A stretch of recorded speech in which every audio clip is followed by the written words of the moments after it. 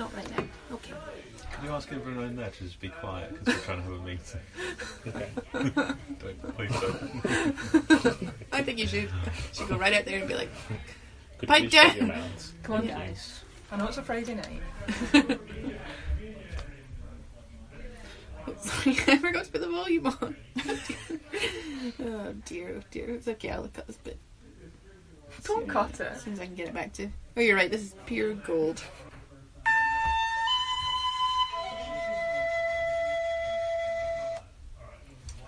Bit sharp, but here we go.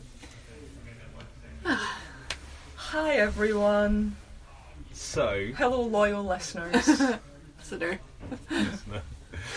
No, I listen to them as well. So. Oh, actually, so do I. Hello, self. Hello, future self. so it makes sense that you would address your future self because I think it was child Laura that picked today's film, It right? was indeed. She did not disappoint. The Secret of The NIMH. Secret of NIMH. Did it stand up, Laura? It did for me. It really did, and very surprising, because actually it wasn't a great film. However, I thoroughly enjoyed it. I do kind of love it. It turned out that from my memories, I was confusing the book with the film, so I did not have great memories of the film, which I'll talk about later. However, still, I thought it was a good film, and I enjoyed it, and I look forward to hearing if you agree or disagree. Claire, you look like you've got stuff to say. Why do you ask me first?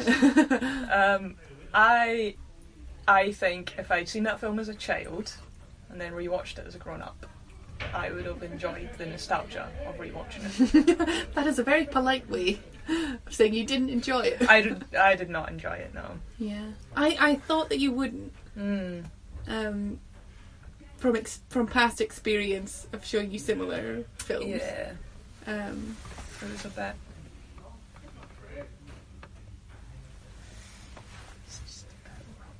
It is a bit crap, I'll admit that. But it had everything I wanted in a 80s fantasy animated film about mice. Plenty of sexism. So much sexism. Yeah. What did you think, Fernando? Yeah.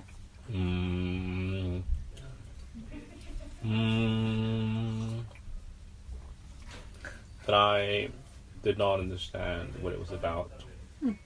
There was a rat. And then... There were many rats. And then there was also a crow. Yeah. Okay, I would have cut the crow. Okay. We can talk about that. And what else? I also thought that the drawings looked a little bit old now. Considering Oh, yes. Now that we've all watched Cardcaptor Sakura, Clear Card Hen. I don't know what that means. I'm afraid I haven't. We'll see. Well, our listeners have. Of course. So Because Will watched them. they would know. Just me, Laura, and Will. They would know. The animation looks like ancient. Did you like it?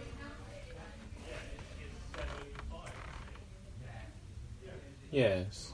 You can say no, my feelings Well, will the not be thing hurt is, in I any did way. not dislike it, Okay. which probably implies that I did like it. You can feel neutrally about a film. Is that the empty like? Which counts like liking, I suppose. This is the empty like. I'll take that. I think that's a mathematical reference. No, wait, I did like it.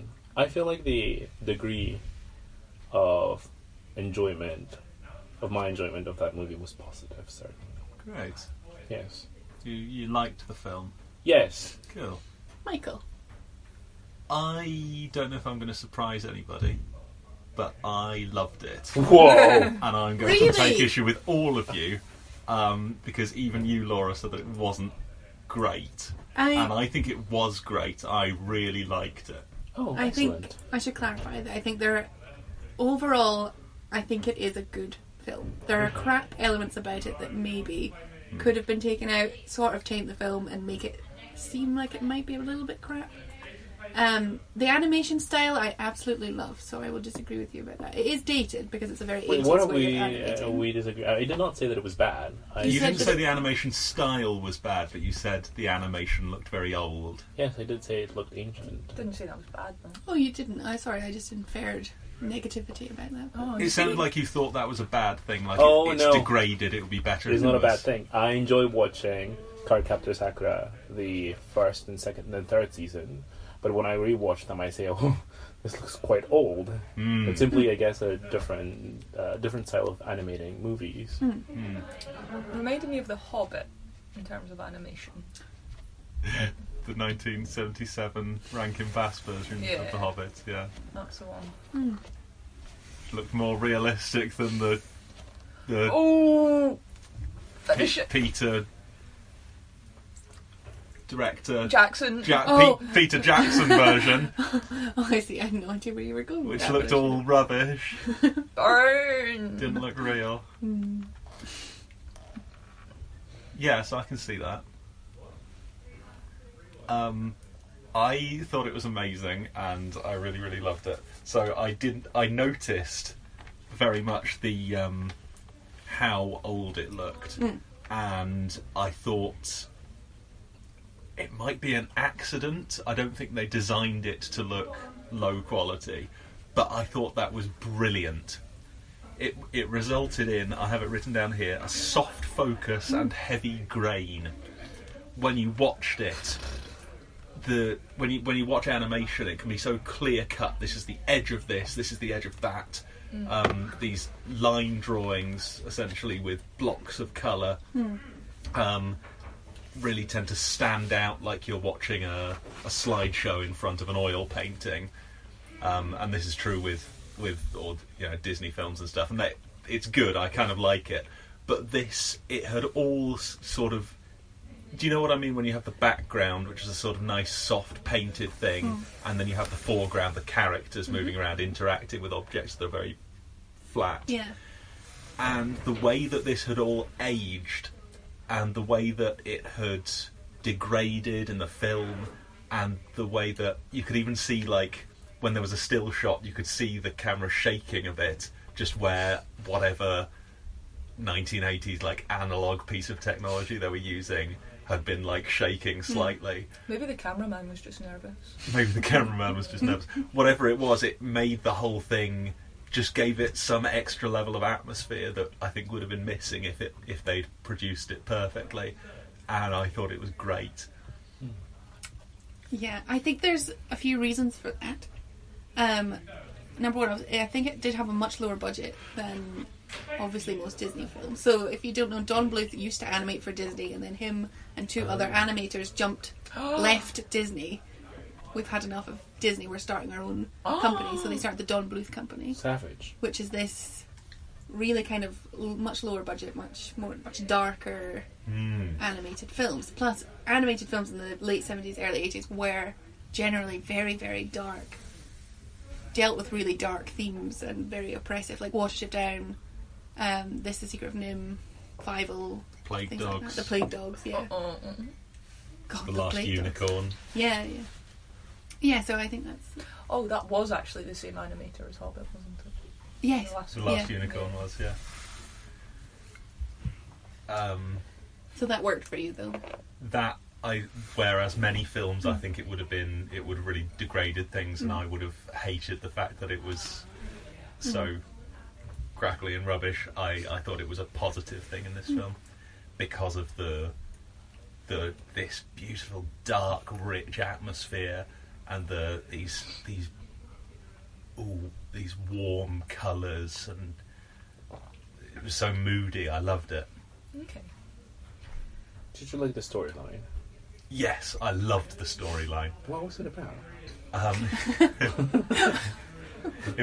Did you have trouble following the storyline? Yes. Was it was basically a little mouse that was ill. What do you think happened? Yeah, could you give us a little summary? I think the story was a mouse was sick, and his mother was trying to get some medicine.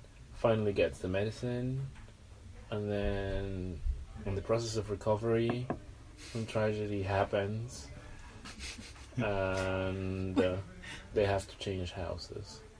Yeah. And they finally find, in the end, they do not change houses. Yeah. Did we watch the same film? No, that is all correct. Is it? I think so. But you missed out a few, to me, quite important points. Oh. Did you have trouble catching some of the dialogue? Because I had trouble, at least to start with, I catching cannot some remember. of the dialogue. No, I don't think I did. Okay. Maybe I did. I don't think so. Or at least I did not feel like I was having some trouble understanding what they were saying. Okay. Maybe just the way it was put together just didn't allow you to catch the whole story. So they had to move house because the farmer was going to plough the field. They I move did house get that. every year. Okay. Yes, that That's was part the of the kind of tragedy. Yeah, they always move to a summer house or a winter house. No, a summer house in the summer, obviously. But they couldn't this time. They couldn't move the ill mouse, so they had to. There was this drama of Does they the were house going to. get destroyed every year? I think that's the idea. It would imply that, yes. That they have to go away because everything in that field is destroyed, but then they can come back to it when it all grows up again. Did Jonathan... Was it Jonathan the name of the husband? Jonathan someone. But we Brisby. never meet. Brisby. Did he die at least a year ago in the movie? I'm not sure. Oh. Because if that is the case, then the statement that they said that the house in which they were living was the house of Jonathan something would be false, because that house would have been destroyed, and which means that it was pointless to save that house anyway, because it would have been a new house. Was the idea that it was Jonathan's house, or just that it was Jonathan's I think widow? the council of rats was discussing that one of the positive sides of saving the house was that was the abode of Jonathan something. Brisby. Oh, I felt that they were just doing his wife a favour because they knew him well. But maybe you're recalling a bit of dialogue that I've Yes. forgotten. Uh-huh. Okay. I'm not sure. Yeah, I don't know. But also, I got the impression that Jonathan had recently died. I thought so too. Hmm. But I don't know why. Recently. I don't know why either. I thought they were speaking about Jonathan like he'd died some time ago. Like it wasn't a recent loss to her. I think for me it was because she'd never met a lot of the people before. And they were all surprised to learn that she was the wife of Jonathan Brisby. I feel like she might have had need to go and speak to some of these people before then, if it had been a long time ago. And that's why, I felt like this was her first time meeting a lot of these people. Yeah. Yeah, I think I got it because in the very beginning, Nicodemus, when he is narrating the start, saying Jonathan Brisby died today, it doesn't seem like there's been a huge passage of time when we go to focus on her. Yeah. Do you remember that? So we start with Nicodemus, and he's narrating Jonathan Brisby died today, and then we immediately shift to Mrs. Brisby and the story starts. So I think that's where I get that from. But I see what you it's mean. unsure about how much time has passed. Yeah, unclear. I think what got me was she didn't seem to be grieving. She didn't seem to be upset about. But it was clear to her that Jonathan had died, and that's all there was to it. Yeah. But it seemed like sometime later. Tuesdays are different from most, though. Well, I don't maybe. know how long they grieve for. Maybe she was quite stoic about it. She Maybe. had too much inner peace. Maybe she was Buddhist. Maybe. Or maybe she was a devout Christian, and she knows that Jonathan is in heaven waiting for her. She seemed to find an... Yeah, so she bloody moved on from Jonathan. I'm glad you picked up what I fairly meant there, quickly. yeah. Again, that seemed like, I haven't been with anyone since Jonathan all that time ago. It seemed like she was ready to move on with her life. And then she met this sexy rat. Yeah. Who may I ask? Oh, yes, she can be trusted. This is no stranger. My dear, may I present Justin, the captain of the guard. Justin, Mrs. Brisby. This is Jonathan Brisby. Yes, the same. It is an honor and a privilege, my lady. If we could dispense with the formalities. How beautiful. Ma'am? The lights. They're quite lovely. Yes, they are. We've had electricity for 4 years now. Right, How so does that work? The interspecies relationship with mice Well, and rats and mice, they're not worlds apart, are they? I know, but Also, they didn't actually, nothing happened I between mean, the them. crow was hitting on her. Do you think? Yeah, Oh, yeah. big time. Oh, no, I didn't get Maybe that. not big time, but Yeah. yeah, a couple of times. I thought there was, and I thought she had a little thing for him once or twice. Oh, I didn't thought there get was. I have written down sexual tension ? Mrs. Brisby with the crow, Mrs. Brisby with Justin. that. Interesting. I have to go home now. Where's home? In the garden patch. By the stone. Well, do you like me? Of course I like you. Bye now. No, I mean, you don't think I'm clumsy or anything? Ah! Oh, sorry. Excuse me, pardon me. Well, if you're going to feather a nest, you've got a lot to learn about how to treat a lady. Right. When you're right, you're right. And you're right. None of the girls I meet want to get serious. I doubt they'd survive. Huh? Maybe it's my approach.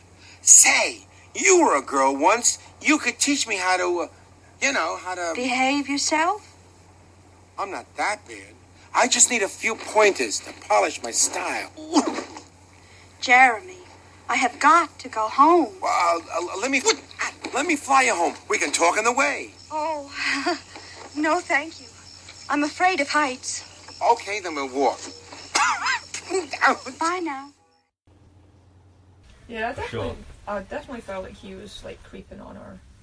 Yeah, He was doing a lot of like following her around and stuff, and then I felt like he was just had a childlike naivety and innocence, and he was just attached to her immediately because she'd paid him slight attention.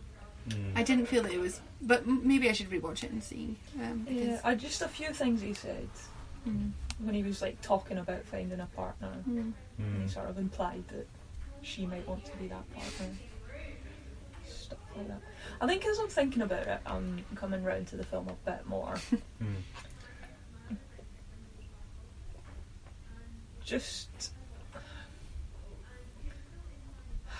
so when I saw what it was about on the little Netflix description, I got really excited because I thought it was going to be along the lines of the Burns poem to a mouse, and it kind of was in essence. It was a little mouse having its house destroyed, but with so much more going on behind it. yeah. In fairness, that was only 8 verses. Yeah, exactly. Doesn't take an hour and a half. Anyway, sorry. But I do think it was interesting, the story of the rats. Like, once that sort of unfolded, I think I found the bulk of it kind of boring, but the start with the premise, and then a little bit at the end with the NIMH revelation. I found that interesting. I think that's... So it did have some merit. that's nice. It was a kid's film. So I had the book read to me in primary school. Our teacher read it out, and that's also the last time I saw the film was in primary school. And the book focuses a lot more on the animal testing. Yeah, I So think I'd that was misremembered cool. the film as being a lot more about animal testing. Which sounds bad, which is why the reason I recommended it, because I like really dark, depressing films about animal testing.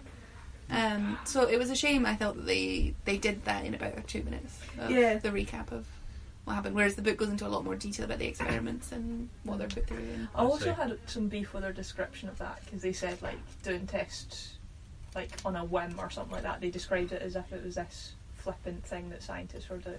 did they? Yeah, there's some throwaway lines where they're like, oh, and these scientists just do whatever, do these tests for fun. They or do it something. to satisfy some scientific curiosity, was the line. Yeah, and I suppose to a rat, you might think that. yeah, If you're the rat and you don't understand why Yeah, the experiments are being... Especially those experiments in the film, which is to see if they could increase the rat's intelligence. yeah. But then they make the rats smarter. So the rats should be grateful. I can Okay, I see guess in that that the rats specific would incident. resent it, right? If we see that not as the narrator telling us it was the scientists behaving irresponsibly, but the rats who were involved, who had to suffer as part of that. I think a lot of animal testing as well is done for no real benefit to medicine, even. But, A lot of psychological insufficient tests on... scientific gain. Yeah, some of Yeah. it is false, to be fair. Yeah. Not saying that it's not, for a reason. We most don't of need it. to test foundation on rats and stuff Yeah. like that. Yeah. So yeah, I was disappointed with that aspect of the film. I that think it would have been didn't, interesting to explore. yeah, go more into the... Okay. But then maybe that would have distracted from the plot, because they did have a plot to get on with. Yeah. And what a plot. Brilliant. Can I explain to you all why this was an amazing film? Yes, I'd please. love Do, you to. yeah, Yes. So, rich You don't need to atmosphere. stand up. So I've already talked about the visual stuff and the warmth and the mystery of it. But the way the story was told was absolutely genius, I thought. They drip fed it to us. They didn't say... So one of you said something about the start where we get the premise. But the start, we really just get a hint. Yeah. And maybe the first half of the film, it certainly seemed like a lot of the film, was this mouse in a field doing this mouse stuff. And with just these occasional tiny hints of this huge world, so much more that's going on, it could easily, apart from these few little hints, it could have been a story about this mouse just getting into adventures in this field. But then, yeah, we were constantly getting these occasional little... There's something else that you don't know here. And the way that no one explains who Jonathan is or what happened to him until... Certainly you don't find out what happened to him until essentially the end of the film. And right from the start, just occasionally, Mrs. Brisby will say, "Oh, I haven't seen that since Jonathan was here." And they'll talk about Jonathan as this... And I was so excited I was hoping we would meet Jonathan, then we don't, but...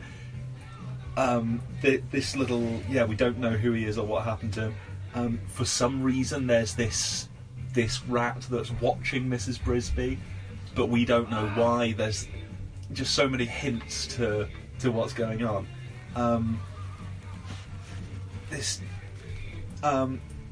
So who's heard of the hero's journey as a story I archetype? think they have. So Is you it know like Lord of the Rings, sort of Moana? Yeah. So could you summarise what Is the it the? hero's I'm journey not is? actually sure I know. Summarise it for the class, please, Laura. Could someone else who knows it a bit better? You were all very confident. you were putting your Basically- hands up. Hero is identified, faces trials, you think they're going to fail. It goes from weakness to strength. Yeah, a hero starts off very humble and is called to something bigger than them and realises that they're part of a much wider world, and they grow and then they return to their former life changed, having glimpsed something else. And I thought this was a perfect version of that. And I thought that the way that we get glimpses into this bigger world at the same time that Mrs. Brisby does, and the way her character, I thought she was adorable as well. I did like Mrs. And Yeah, Mrs. Brisby is cute.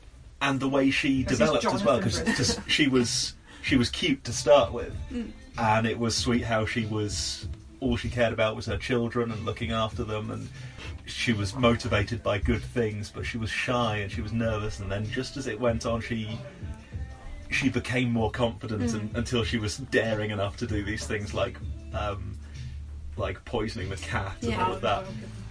And when she looks like she's about to volunteer and then decides not to and runs away and then actually runs back and volunteers to do it, that was perfect. We shall wait here until dark. About dragon, maybe? Oh, nothing. Goodbye.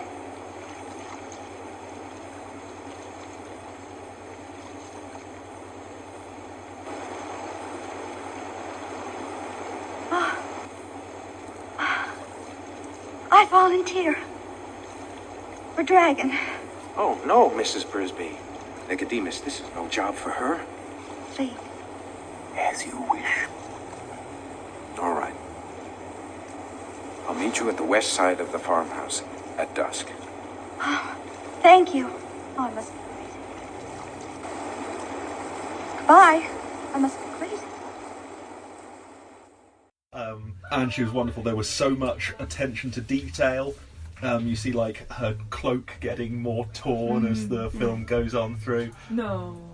It's torn at the start. It is quite torn at the start. Oh, I think shit. it might Maybe get not more. that then. I had the feeling it was getting more torn as it It was went definitely through. quite torn at the start.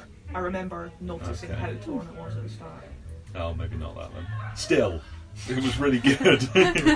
Sorry, yeah, that minor point Yeah. doesn't negate your major point. These are I've got great fantasy written in big capital letters at the bottom, and yeah, I loved it. I think that's my summary of why I liked it. Which is excellent. Thank you very much. Yes, thank you very much. That's okay. You don't have to applaud. You can Should sit we- down now. Should we talk about the magic?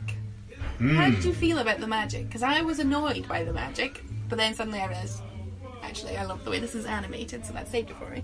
But I think it's again with the problem with remembering the book is there's no magic in the book. It's just that they get super intelligence and they use that to work the situation.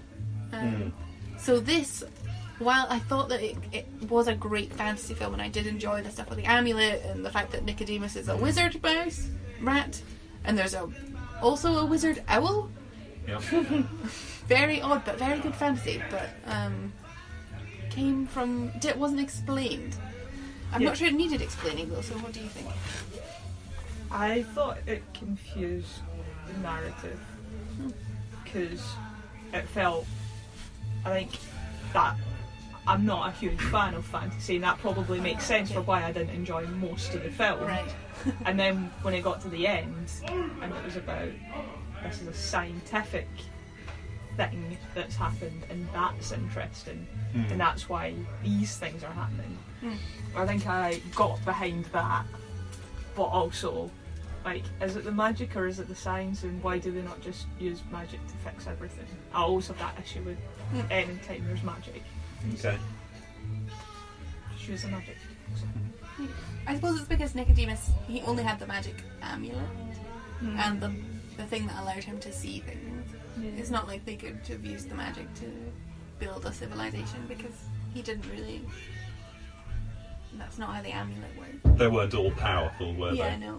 They could do certain things with their magic, but I kind of thought it was brilliant how I thought it was all brilliant. I loved how the magic was almost interchangeable with electricity. No. They sort of revealed these rats have access to electricity and they're able to use electricity, and that was sort of revealed to us at the same stroke as they're using magic. To Mrs. Brisby, she probably, and indeed to any mouse, electricity and magic would be the same thing, wouldn't they? And so maybe that sort of worked for me. And maybe it was it felt like, well, they've got access to electricity and this is just one more thing, like one more almost like expressing it further for the screen. I don't know, maybe it was silly that I had magic. Maybe it was not magic. Maybe it was just electricity. Maybe it was. Maybe. It was just CCTV. Basically smartphones, right? Yeah.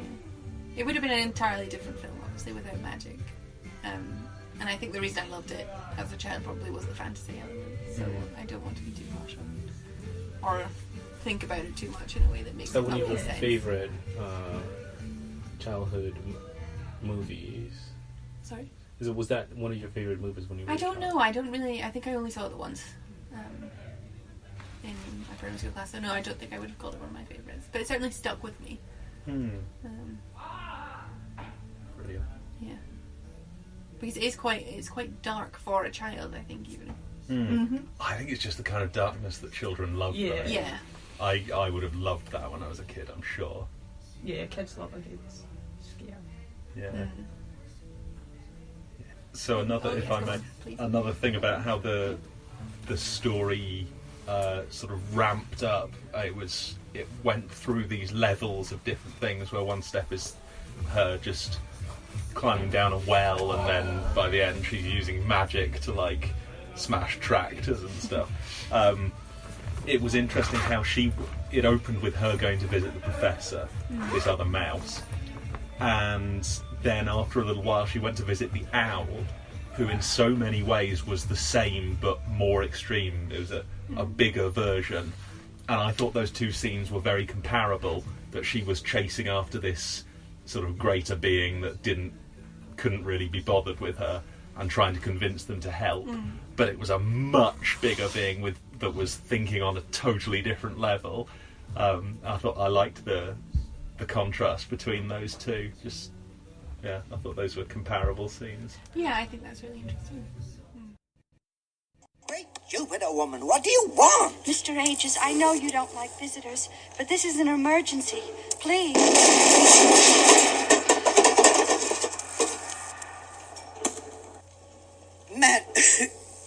Madam, that is an emergency. Oh, Mr. Aegis, my son Timothy is so sick. Timmy? The one with the spider bite? Oh, just give him some pepsisawal. No, he's sick with a fever. Well, I suppose I could fix up something. Oh, thank you. Follow me, but don't touch anything. Understand? Why have you come? Please, forgive me for disturbing you, but my son's life is in great danger.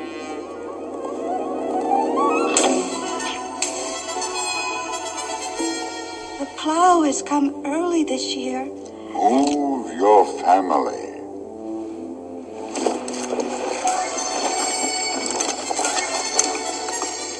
Yes, I would move, but Timothy has pneumonia. He can't even get out of bed. You must move to a place where it'll be safe from the plow. Please, there must be another way. There is no other way. I must bid you good evening, Mrs. Brisby. Brisby. Mrs. Jonathan Brisby? Why, yes. He was my husband. But how do you know about him? That is not important. I will say this. His name is not unknown in these woods. Please, sir. I'll do anything to save Timmy. Anything. There is a way. Go to the rats. But I don't know any rats. In the rose bush.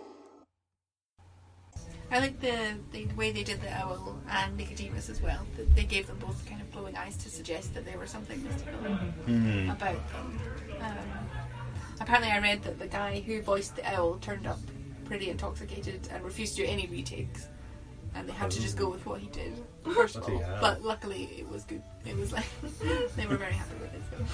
Was that Derek Jacobi? I don't know, actually. Okay, because Derek Jacobi was in it. Right. I'm not sure. He's famous, but I can't remember for what.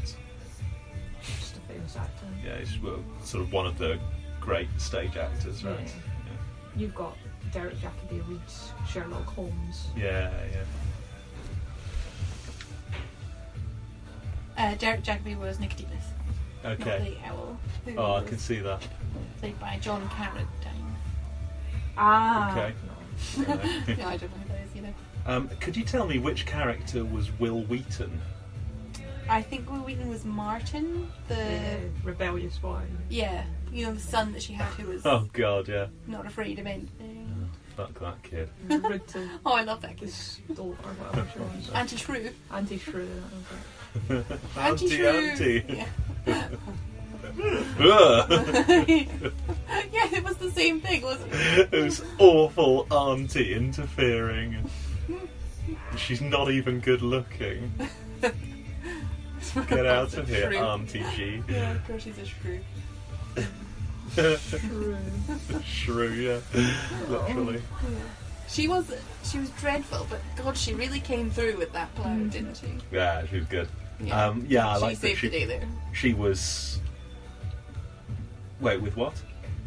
With the plough, remember she disabled the plough? Yeah.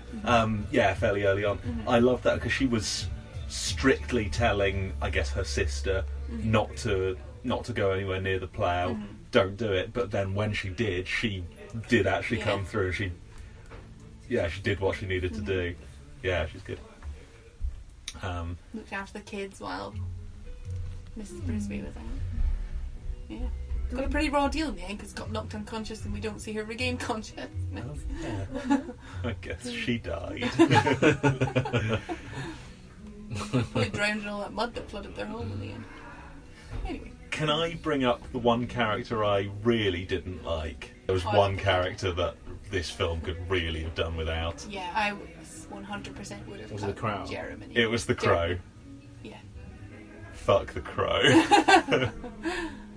Yeah, just what a nuisance. Just added nothing to the film. Just could have totally been taken out with no loss to the plot or anything. Would have been much tighter without him. He was annoying. I think the idea was that he would be the comic relief. Yeah. He was just annoying. He was just annoying. You And it's agree? because, I think it's because, so Don Bluth casts Dom DeLuise in every film that he does. Dom DeLuise always playing the Crow. And apparently the Crow was supposed to have a much, much smaller part, but Dom DeLuise kept improvising and doing lots more lines, and then they decided to write the Crow with a much bigger character to fit around having Dom DeLuise. Yeah. Which was a terrible decision, I think. Does anyone want to say anything on the Crow's behalf? He was funny. You thought he was funny? At some point? Yes. That's fine, you're I right. found him funny in his first scene when the cat was coming towards him. And he was getting steadily more panicked, but trying to hide his panic. That was quite funny. Yeah, it's alright. Hey, there's a cat out there. Quiet. Does he see you? No. Yes. Stand perfectly still. Everything's fine. He's headed right for us. Don't panic. Fast or slow? Medium. Make that fast. Very fast. I have to go now. Excuse me.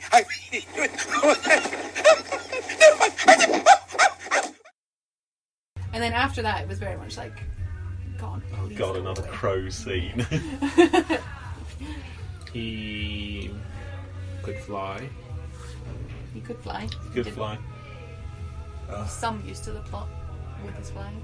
Not much. Yeah, that at least came up a bit, but didn't need it. And he rescued the medicine. He did rescue them. Not that he knew So he by rescued accident. them. No. Could have written a much better character that I didn't hate so much. Yeah, if he hadn't been all tangled in the threads, then the medicine wouldn't have gone missing. Yeah, they wouldn't have needed to save the medicine if not for him. It's like Indiana Jones all over again. What's that? I don't know which film it is. One of the Indiana Jones films where he goes through the whole plot, and then it would be the exact same outcome if he hadn't bothered. But I don't know them well enough to know which I one think it that is. might be Raiders of the Lost Ark and The Last Crusade. It was written in the diary all along. Oh, no, yeah, like the Nazis eventually get the artifact, so it was all for nothing, but then the artifact just destroys them anyway. Yeah. Yeah, okay. Yeah, fuck the Crow. And this is just for Laura, but do you know which other animated film character the Crow reminded me of? Like, down to the last detail, it's the exact same. Oh. Jar Jar Binks. Not far off. No, I'm not sure who you mean. In Balto, the fucking Russian polar Yes! bear Yeah. that just The goose. turns. Oh, it was a goose, wasn't it? Not There were a polar goose bear. and two polar bears who were all No. unnecessary to the plot. Yeah, But the goose it was the particularly. goose was the really annoying one. Oh, great, the goose has turned up again and it's making more outrageous stuff in its outrageous accent. Appalling. Yep. Appalling. I guess the problem with these films are are aimed at children as they want. Kids would like characters like that, probably, Yeah, but to kids lighten are the mood. rubbish. Yeah, kids are wrong. They shouldn't make animated films for kids. Yeah, Said this all along. if you gave kids what they wanted in films, it would just be like Trolls. Yeah, exactly. Yeah, it would be these. It would be like these YouTube videos that just have like Spider-Man just sitting in a chair waving and singing songs from Frozen for 2 minutes on a loop. Yeah, kids are idiots. Kids don't know what they want. Yeah. In fact, I was going to go so far as to say that good kids' films shouldn't be shown to kids because they'll just ruin them. Yeah, they don't know what they're doing. No. I loved Dragon. Mm. The cat. Scary God, I cat. love that cat. So lovely. Well, so well animated, so cute. Cute. He was a cute cat. Cute fat cat. Wow. His eyes were different colours. His eyes He's were evil. different. Well, That's true. Like the Goblin King in Labyrinth.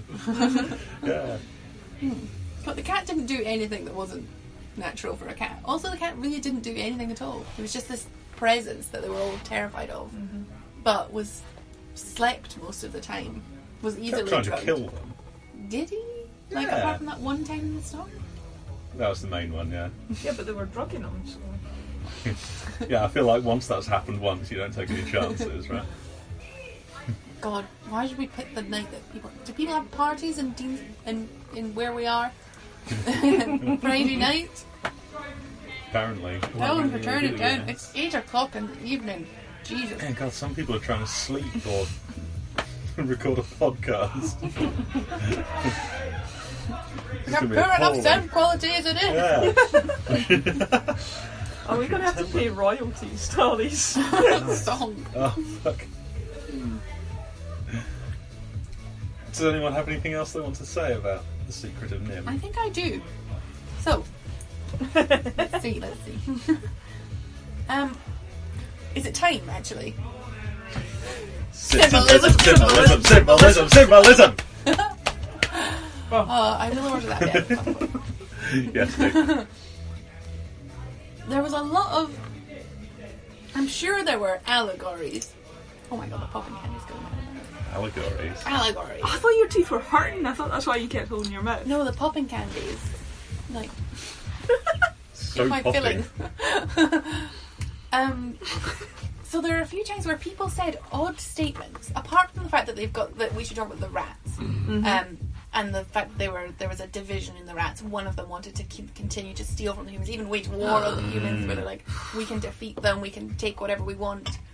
There's that attitude of we are entitled to things that is probably very representative of something, colonialism, let's say, or white male kind of general entitlement to dominate things and to take things that aren't theirs. And the other side of the rats that wants to move to Thorn Valley to nature to start again. Maybe there's something in that. And the fact that the owl called Nicodemus or Jonathan, was it Nicodemus? A dear comrade. And there's just like these little weird sentences throughout that made me think there's more going on in this film that you might first read into. Even Auntie Shrew said some very odd things for a shrew. She said she was talking to the crow when she had him tied up, and she was like, "You think the world owes you a living, you black buzzard," and Black buzzard, yeah. you're a delinquent and things like that. And yeah, I think one of the rats at one point was like, "Let the lower creatures fend for themselves," and there's just some very odd kind of, I don't know what, I should think about it a bit more. So I felt like the rat's intelligence, with it brought pride. And I think that's something that humans are very guilty of. It's pride. And that's why they wanted to not steal anymore and to move away from that. Because they have this knowledge that it's wrong and that they can fend for themselves. And I think that we have that instinct as humans, and I feel like that I'm just thinking of this on the spot, so. Okay. And maybe the evil ones were just the lazy, entitled humans that don't really have that pride, but they just want everything. I don't know. I didn't really finish off that thought. I was hoping as I kept talking it would like complete itself, but yeah, I had that. Well, I was hoping something good would come out. But I haven't thought about this enough, really. Right, I'll have a go. Yeah. Try. So I thought, I think there was something about pride there, and I thought it was not entirely a good thing that there was a faction of rats that wanted to move away from stealing the electricity. Oh. Because I didn't see that as the sort of imperialist stealing from somewhere you don't deserve it from. I thought of it as they realise that they are these sort of miserable under creatures who are just pulling this one tiny bit of electricity from a vastly superior species, and it was their pride that made them want to break away from that, possibly to their own detriment. And I think that's not entirely a thing to be admired. So you were on the side of the baddie then? Not entirely either. I thought there's something to be said for both sides. Yeah, I can see why they would want to move away from the humans, maybe for their own good. But I could see why they would say, "Look, we've built so much here. We should keep it going." And just because, as it turns out, the one person in charge of that whole movement was a real bad egg, it was interesting that they would have this discussion. Mainly, I just found it striking that the first time we see these rats, they're engaged in this sort of parliamentary debate. I thought that was a great way to expose us to the idea that they're like people, more civilised than humans. Exactly. Probably a functioning democracy.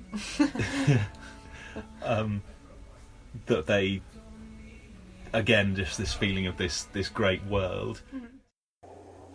Nicodemus would have us destroy this colony only to lead us to starvation in some wilderness. Good old Jenner. Wait, listen.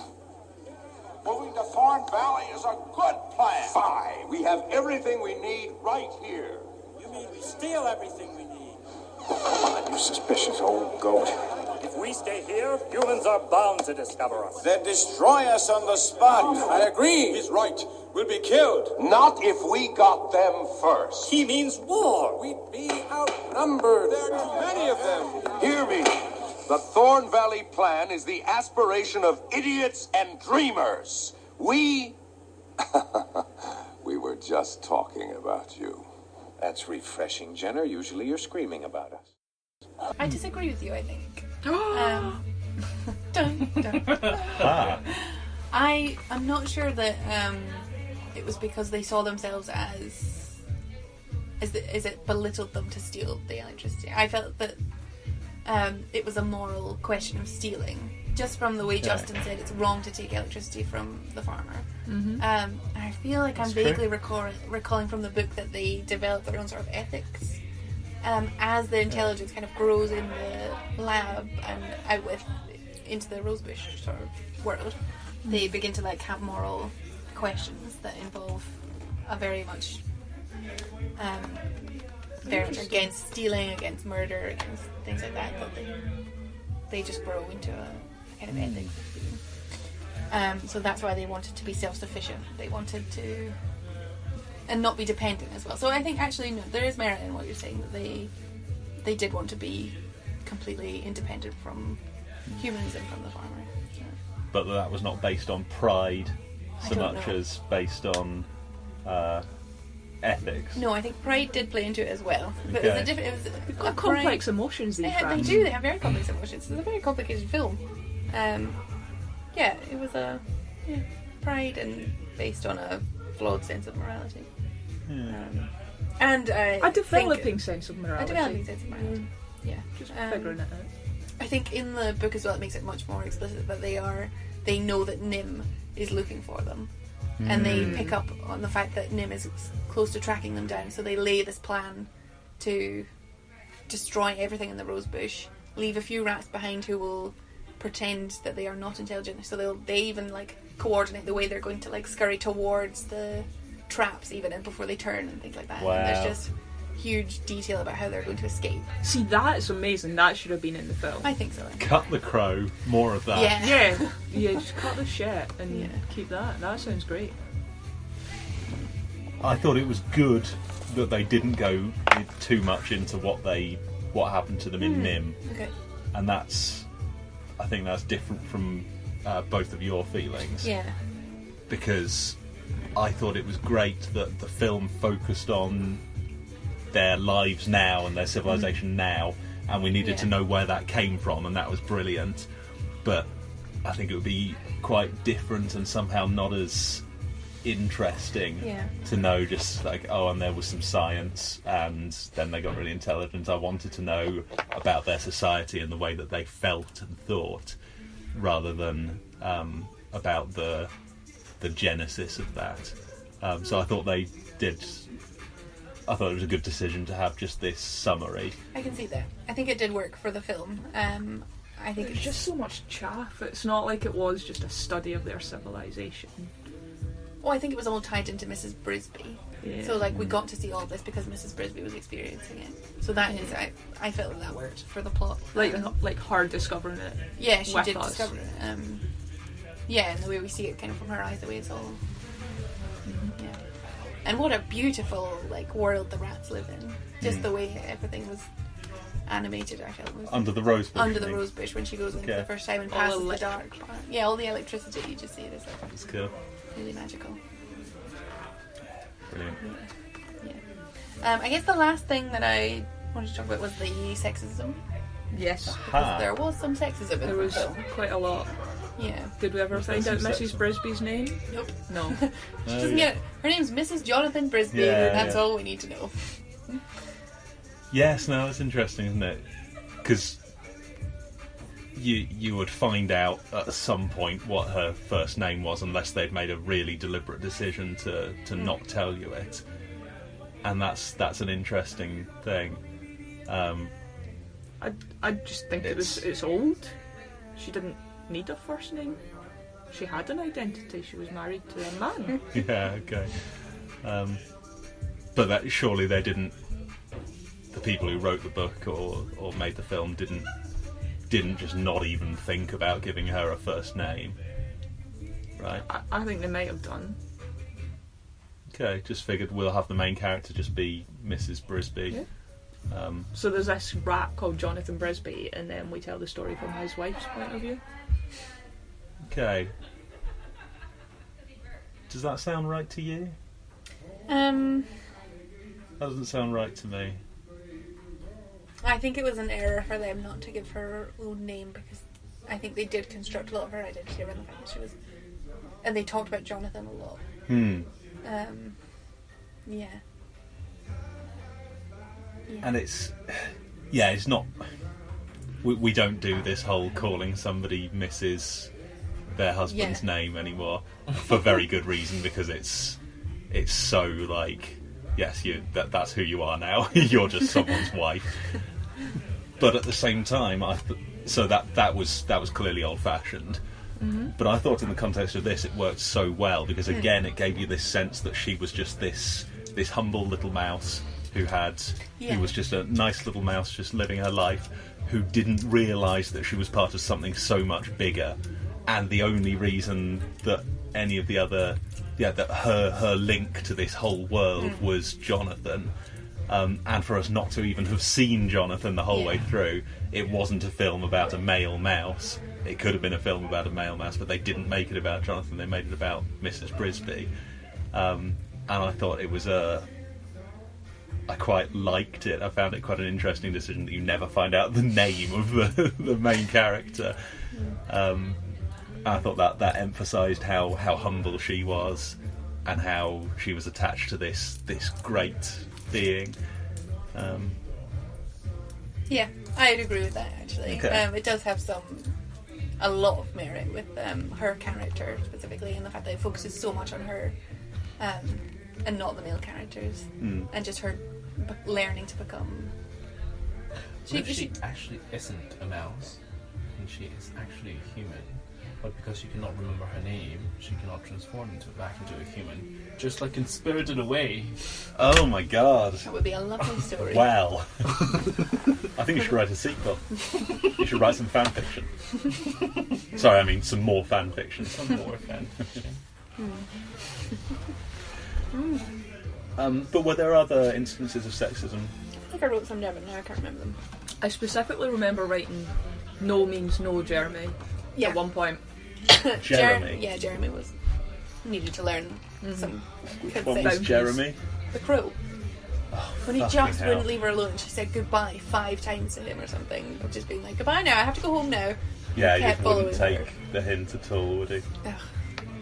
And I agree that might be an immaturity or a stupidity thing. But, I don't know. There's no excuse for it. Crows will not be crows. Was that a sexism thing? In that context, I feel like you could read that into it.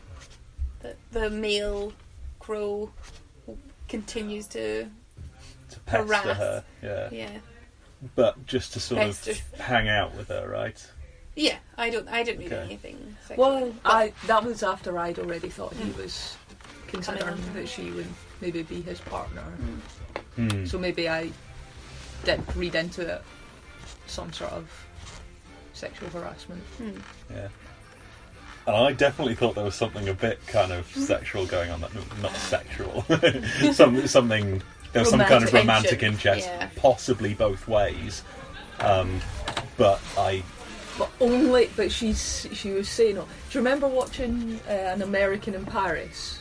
And your mum was like, oh, it's so lovely how he keeps pestering her. And he's trying so hard to make her fall in love. Have you guys seen An American in Paris? No. No, but we Dreadful. heard about this. Yeah. Well, if you ever see it, that's a particularly bad scene. Just aged terribly. Like this film. And the sexism in this film. Okay. I think the other thing was that all the rats that we saw were male. All the Which didn't intelligent ones. But maybe, all the... All the all intelligent were, weren't characters they? were males. Wait. Yeah, so But all and we the kind bad of characters. also can turn that around to something I like, because you've got this one timid, tiny little mouse, female mouse, just up against this male world. There's rats and mice that just keep disregarding her again and again, and she just persists and persists and persists, and finally saves the day and saves her children, and it's just lovely. Who is that? You know the rules. There are no visitors allowed here. May I present Mrs. Jonathan Brisby? Jonathan Brisby is dead. She's not one of us. What's the meaning of this? Send her away. Let's get back to business. Wait. She has been to see the great owl. He has told her that we could move the Brisby home to safety. Her home was Jonathan's home. We have urgent problems of our own. Let the lower creatures fend for themselves. Order. Yeah, surely it made that other world so much harder to have them all be blokes. All males shouting at each other and dismissing her. If there'd been a couple of women as well, they could have made it work, but... I don't think it would sort have of worked. alright. Women were allowed to shout and fight as well, though. Yeah. But they're... Women are nicer. Well, okay. I think it was significant though that the bad rat was so masculine and so horrible and so evil, and he specifically kept shouting her down, and in the end even tried to kill her. You're in great danger. Nim is coming. Come, let's return to the rose bush. Nim's coming. Nim. In the morning. Nim? Yes. You will all die unless you leave the farm tonight. Lies. Please! You must believe me. What if it's true? We'll all be killed. Don't listen. She's hysterical. Get out now! You get out. I've had enough. Justin! He's not in the book either. You just hear There's about not a him. baddie. Oh, right. There's not a baddie in the book. Well, you hear that there's a rat who has taken a faction away to try and start something separate from the other rats of him, but they all get electrocuted by NIMH who catch them. Oh shit. Yeah, it's a dark book. Dark film. Yeah. I think I might read the book. Sounds like all the bits I liked in the film there was more of in the book. Yeah. Excellent. Yeah. I As know. far as I remember, anyway. I can imagine them as like real life mice and rats. Yeah. So my question is related to his treatment. So it wasn't a genetic change, was it? Were the kids going to be like age incredibly slowly? Because surely Mrs. Brisby deserved to know that her children were going to have this gene passed on. I'm not sure. I had some thoughts almost about that, which was, how is this intelligence passed on? We were led to believe there were, 20 rats and 11 mice who were given this incredible power, but it seemed like that Jonathan was able to teach Mrs. Brisby and one of their children at least to read. Yeah. It seems to me that all the bloody hell. Could you turn it up a bit, please? It seemed like all these drugs did was sounded like they did. Fuck. All these drugs did was give these initial bunch the ability to do certain things, and that they could teach others. Yeah, I think that's how I choose now to interpret it. Yeah, it seems like that wasn't a genetic thing at all. Yeah. So what do they? Maybe by intelligence they don't mean like made their brain work better, but just made them realise how to use it, and they can pass that on. Yeah. Something like taking a person from 50,000 years ago and putting them in school and taking them to university and teaching them loads and loads of stuff, they'd be just as capable as us. They just didn't have that knowledge. But maybe that was just an inconsistency. I'm saying it was something that was unexplained because I'm totally in love with this film, and so I'm making excuses for it. Maybe it was feel just. Like it would have been weird for them to explain that when it. There's no need to explain that, is there? To deal with whether it's passed on or not. There's no relevance. No, there's no bearing because on it's the a plot children's whatsoever. film. Yeah. Well, it's just how would it have come up? It wouldn't have come up naturally. Well, I guess Mrs. Brisby could have asked about her children when she found out about all of this. Yeah. But there was a lot But she going doesn't on. understand genetics. So. So maybe she didn't know to ask that. Maybe that's not something mice talk about because they don't understand passing on genetic traits. Also true. Yeah. Let's go with that. So actually, he didn't know he needed to tell his wife that. So it's actually fine. Yeah. Do you think that's something that mice do talk about, Fernanda?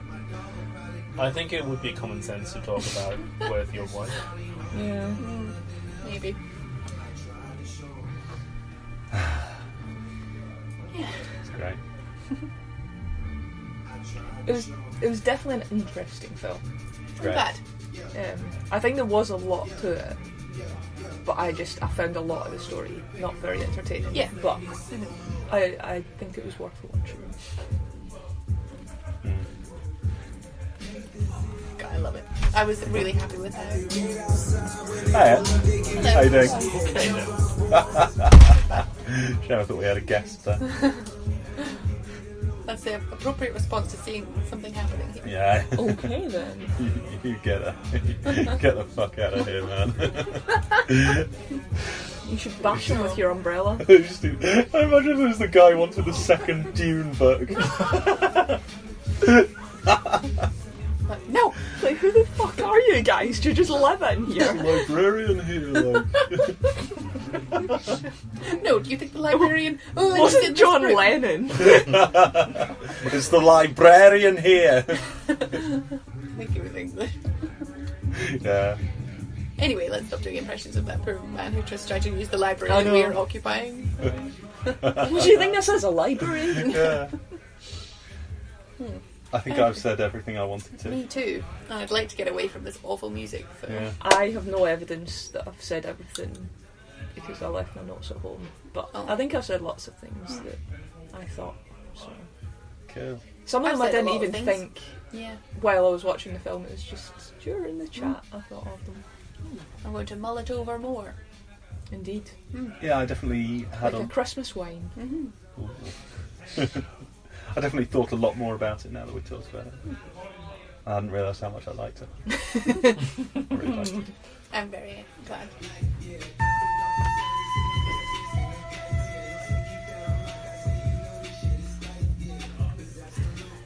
That was the worst closing sound ever.